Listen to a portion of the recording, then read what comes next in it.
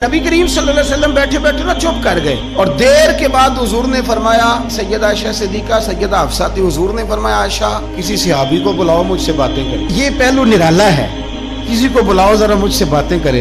तो जनाब आयशा कहती है मैंने आओ देखा ना ताओ देखा, बेटियां तो बात ही बाप की करती हैं और नंबर दूसरा लग जाए तो फिर भाइयों की। हुजूर ने फरमाया किसी को बुलाओ जरा मुझसे बातें करे। हजरत आयशा सिद्दीका अर्ज करने लगी हुजूर बुलाऊं अपने अब्बा जान को, जनाब सिद्दीक अकबर को बुलाऊं। हुजूर मुस्कुराए और मुस्कुरा के फरमाया नहीं तू रहने दे, प्यार बड़ा है, नहीं तू रहने दे। तो हजरत हफ्सा कहती हैं जब हजरत आयशा पीछे हटी तो मैंने फौरन आगे बढ़ के ना तो अर्ज की हुजूर मैं अपने अब्बा जी जनाब उमर को बुलाऊं। तो हुजूर फिर मुस्कुराए, फरमाया ठीक है उमर भी, पर तू मेहरबानी कर रहने दे, कुर्बान जाऊं हजरत उस्मान आपकी शान पर, क्या नसीबा है।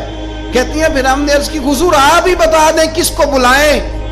तो कहती है हमने हुजूर के चेहरे पर अजीब सी संजीदगी देखी।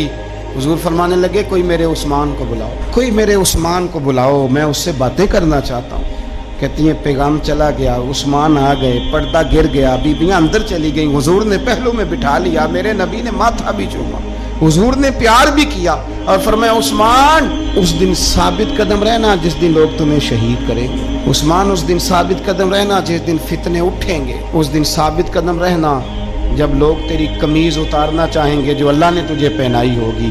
फरमाया उस दिन साबित कदम रहना।